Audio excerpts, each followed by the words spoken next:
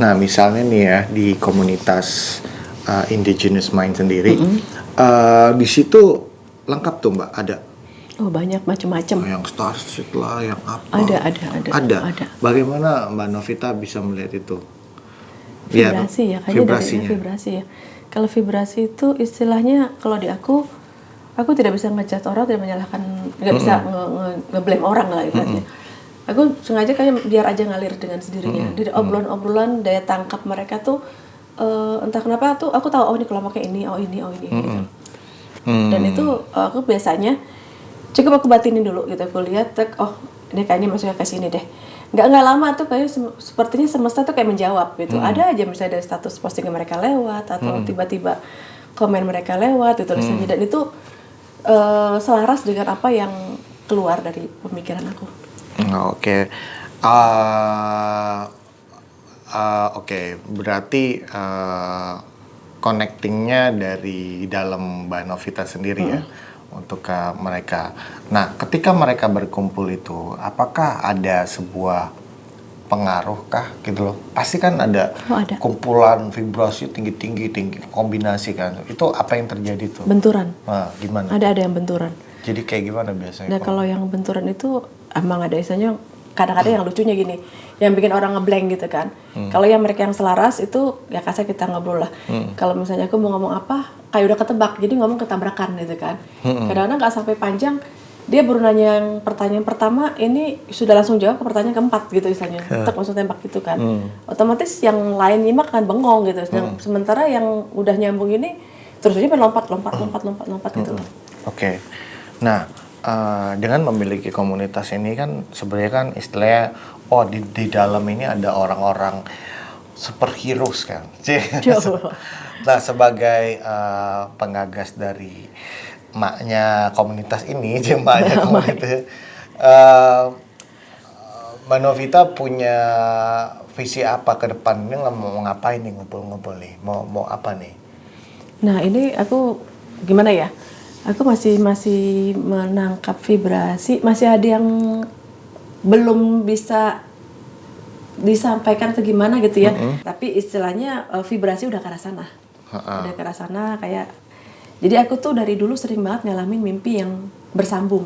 1 tahun ini mimpi apa, ntar besoknya mimpi apa, tuh mimpi apa.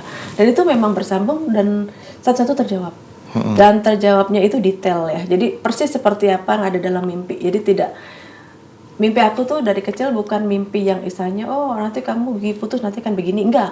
Tapi kalau misalnya gigi putus ya entar berapa lama kemudian gigi aku nggak lama putus gitu loh. Jadi kalau mimpi aku persis sama seperti kejadiannya, persis sama seperti mimpi. Nah, satu-satu udah kayak tempat aku kerja sekarang kan, itu aku udah pernah mimpi zaman aku masih kuliah dulu gitu kan. Sekarang aku kerja di spa, di Kartika Spa, dan di situ tiba terbum suasana Bali dan rumah-rumah joglo kayak rumah kuno zaman dulu dengan taman-taman terus kolam ikan. Nah itu sama persis lokasi segala tuh, dan aku awalnya nggak ngeh sama sekali kalau itu pernah ada dalam mimpi gitu kan. Pas aku lihat ada orang datang, dia bilang aku ketemu Bu Novi bisa lihat sini gini. Aku dengar sayap-sayap, dan aku kayak ada javu gitu kan. Ini perasaan aku pernah ngalamin kayak begini deh. Pas aku lihat, aduh aku pernah mimpi, tapi zaman kuliah dulu. Itu sih. Jadi memang ada sebuah kegiatan yang emang mengumpulkan vibrasi ini untuk sesuatu yang baik gitu. Ada. Misalnya contohnya kayak ngapain tuh Mbak?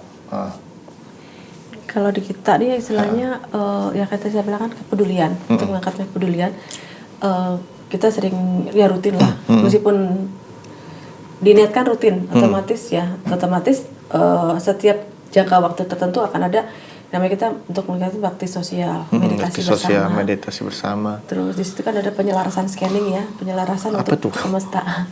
Gimana tuh penyelarasan scanning? Gimana tuh? Penyelarasan semesta. Jadi doa bersama lah, kalau bahasa simpelnya doa bersama. Tapi kan sebenarnya kalau mereka itu kan naik vibrasi karena frekuensi bumi sendiri lagi naik, lagi tinggi. Jadi apapun yang kita niatkan, apapun kita inginkan, sebenarnya doa kita pun cepat terjawab. Termasuk karmanya juga lagi cepat terjawab. Jadi kita melakukan kegiatan meditasi bersama yang rutin kita bikin. Kalau di sana kita bikin 2 minggu 1 kali. Jadi kita kumpul meditasi bersama, kita latihan bersama. Terus dari situ kan keluar ide-ide. ide-ide keluar, dan puji Tuhan sejak bulan Juli kita sudah melakukan penanaman orgon di beberapa gunung ya. Organ apa sih? Ini orgon. Apa sih Mbak? Organ? Orgonite. Jadi ini kalau zaman dulu mungkin orang bikin semacam kayak Lo tau Ran? ya emang. Oke. Sebenarnya ini untuk orang-orang spiritual udah tahu sih. Oh, aku nggak tahu. Oke, ini apa ini Mbak? Ini tuh ada kristal, terus ada bubuk ini ya, besi. Ada bubuk besi, terus ada koil. Ya ini sebenarnya larinya sih ke pengetahuan, ilmu pengetahuan sih. Ini pencetusnya sih dulu yang bikin pertama Nikola Tesla larinya. Oh, Tesla. Frekuensi. Tesla. Dan aku tahu orgonite ini tahun 2009.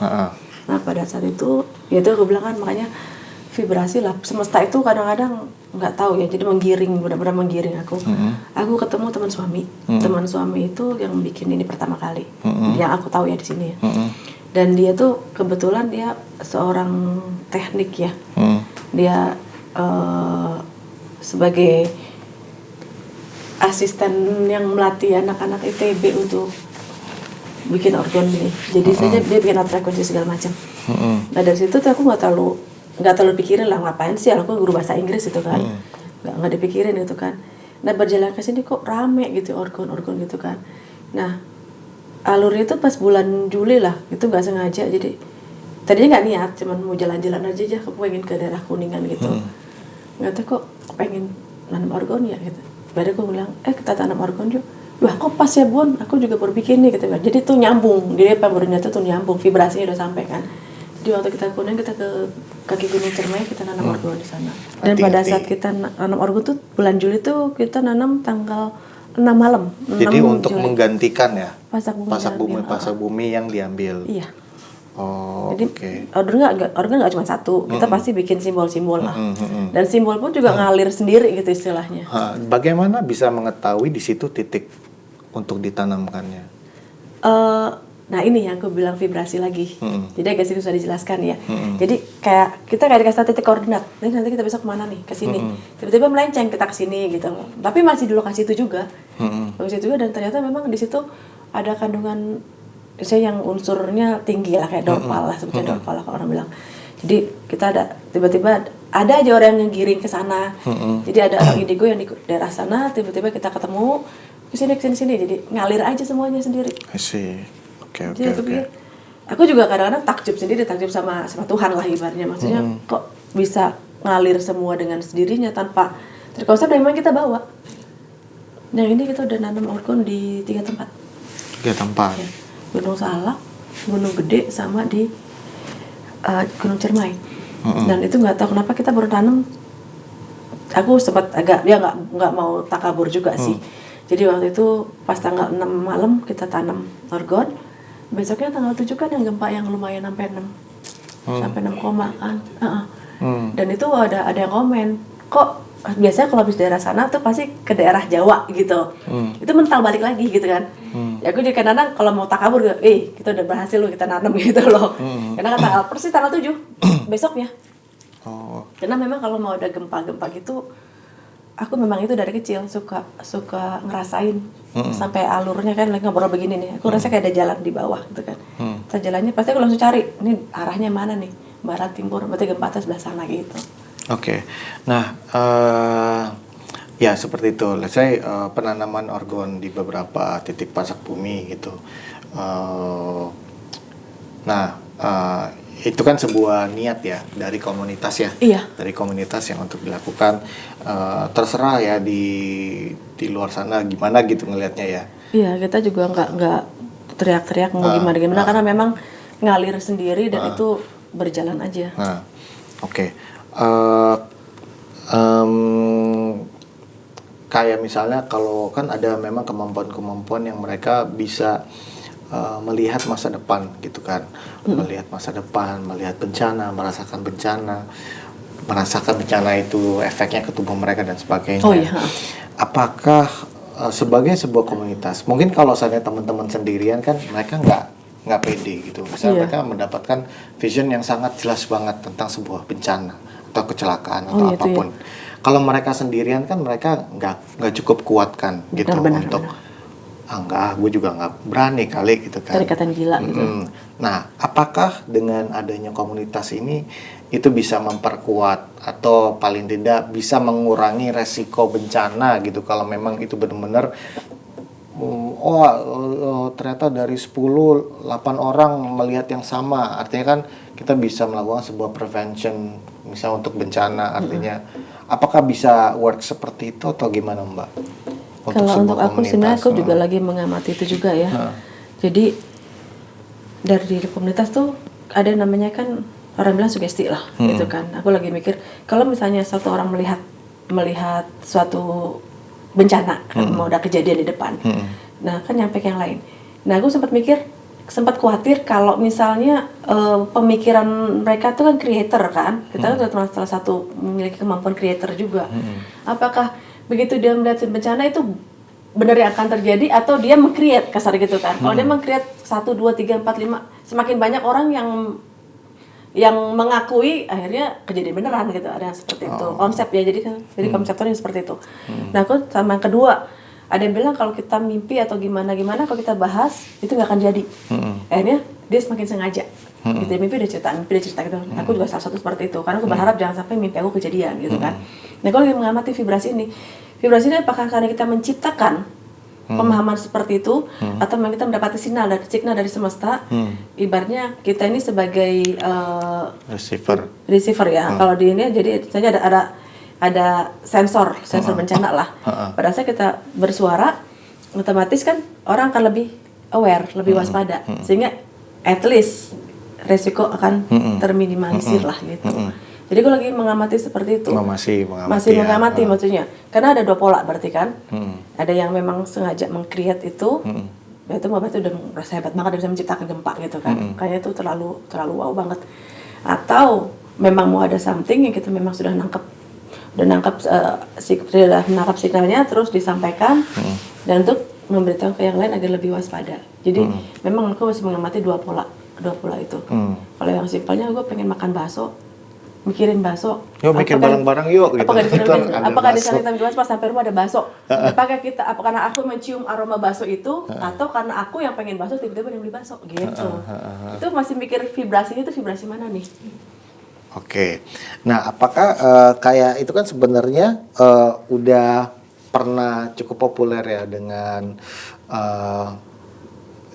apa tuh zaman dulu tuh willpower yang keinginan dulu populer itu bukunya apa? The Secret yang law of attraction. Itu ada kaitannya gak sih Mbak law attraction dengan yang sedang kita 12 hukum semesta. Jadi kan awal juga aku tahu cuma law of attraction aja. Tapi ternyata juga hukum koresponden. Hukum koresponden itu kebalikan dari law of attraction. Gimana tuh? Kalau kebalikannya apa yang kita pikirkan memang yang kita dapatkan. Tapi ada juga istilahnya yang jadi terbalik kalau kita misalnya mikirnya jelek ke orang lain terjadi sama kita juga gitu istilahnya. Oh, gitu ya. Jadi hukum semesta ada 12 hukum semesta, salah satu oneness, keesaan Tuhan. Terus ada lagi ya termasuk law vibrasi juga iya. Vibrasi semesta, frekuensi juga termasuk. Jadi ada 12 sih hukum semesta. Oke, berarti masih masuk ya. Oke. Nah,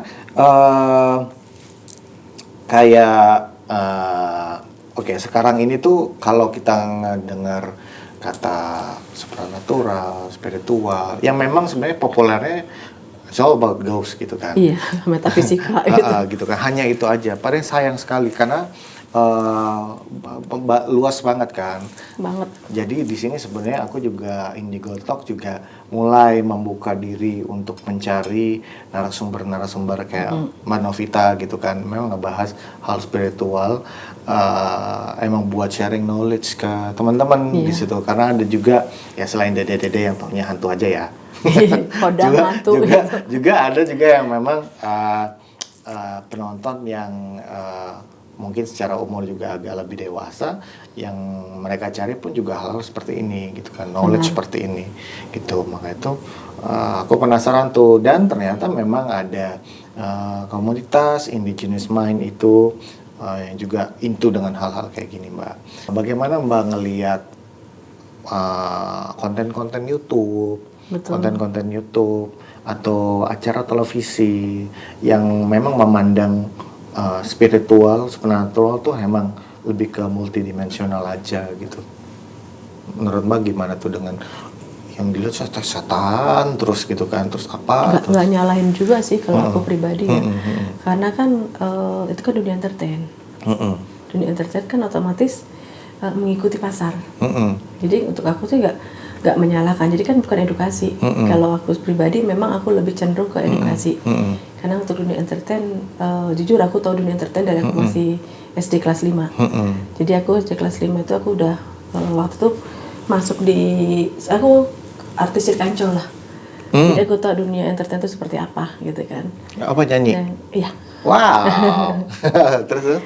Jadi istilahnya tahu lah dunia entertain seperti itu. Aku nggak nyalain gitu. Jadi waktu kata acara-acara mata batin, terus masih dunia lain juga aku ikut. Masih dunia lain aku ikut sebagai pelengkap di paranormalnya malah. Yang jagain gitu misalnya? Iya, aku yang backup paranormalnya. Oh, oke. Dan aku makanya waktu itu tahun 2000. Sama Citra Prima gak? Belum, Enggak, 2004 2005. Citra Prima aja belum keluar deh. 2004 2005 waktu itu aku sama almarhum Datuk Mangkusati. Jadi dia tuh sering banget dipanggil untuk acara-acara TV juga. Cuma aku nggak tampil, aku nggak mau lah. Jadi kan aku waktu itu masih aktif di guru, masih ngajar ya. Masih megang cabang inilah. Jadi aku di ruang teknisinya. Nah sebenarnya mungkin karena emang belum populer kali Mbak gitu hal-hal. Kenapa emang masih populer yang hantu-hantuan? Karena emang ya lagi populer gitu kan. Jadi udah dijadiin pasar. Cuma aku rasa orang butuh tahu lebih banyak gitu tentang yang tadi kita sebutin itu gitu kan, knowledge tentang itu. Jadi semakin banyak yang tahu, akhirnya akan tercipta sendiri sih pasar gitu. Well, bukan buat jualan juga sih, ini kan truth ya, kita memberikan pencerahan lah, pencerahan gitu, kayak gitu. Jadi aku pun juga, ya udah di sini YouTube channel emang ada konsekuensinya. Kita ngomong ini pasti anak-anak SMP yang nonton ini juga nggak ngerti gitu kan. Tapi nggak apa-apa gitu. Tapi yang penting aku udah menyampaikan SMP gitu ya. Indigo ngerti lah. Oh ya, SMP Indigo ngerti. Punya anak Indigo yang SMP tapi lulus SD malah cuma lulus SD. Dia bisa bikin mesin frekuensi. Serius? Mesin frekuensi? Iya. Gimana Dan tuh? aku ngunci dia di 7,83 Hz aja. Frekuensi bumi ya. Human resonance itu frekuensi bumi itu 7,83 Hz. Dan dia bisa. Jadi, udah bikin jadi itu mesin. Untuk membuat orang ngunci di frekuensi tertentu atau menangkap frekuensi tahu gimana? Kalau zaman dulu katanya kan biar nggak kena santet atau nggak kena apa kita harus tidur di lantai. Nah terus sebenarnya kita biasa dengan frekuensi bumi. Frekuensi bumi itu 7,83. Dan kalau zaman dulu kita kalau misalnya mau ngisi barang-barang begini dengan doa, dengan air putih gitu, dengan bertapa atau bikin ritual lah. Kalau zaman sekarang cukup nyalain aja mesinnya. Supaya berada di frekuensi tersebut. Wow. Aku punya di rumah. Wow, curang. Serius. Jadi misalnya aku pengen berada di frekuensi tertentu, aku diapain? Ada, kalau aku diapain? Betul bapak yang tuh almarhum ya udah meninggal. Berarti. Ya? Gelombang suara. Enggak, vibrasi. Jadi contoh gini loh. Vibrasi itu kan ada laptop nih, terbuka. Handphone kita moto di pinggir laptop, itu pasti ada getaran kan? Nah itu kan vibrasi. Nah misalnya aku pengen frekuensiku dinaikin gitu ya, terus aku diapain? Ada, kalau di sana di kantor ya, itu ada frekuensi kita rubah. Aku punya mesin yang ada 4 frekuensi. Jadi 5,6, 7, sama ada yang lebih tinggi lagi lah gitu. Terus aku diapain kalau? Udah nyala aja mesinnya, kita berada di sekitar sini, kita berada di naungan frekuensi tersebut.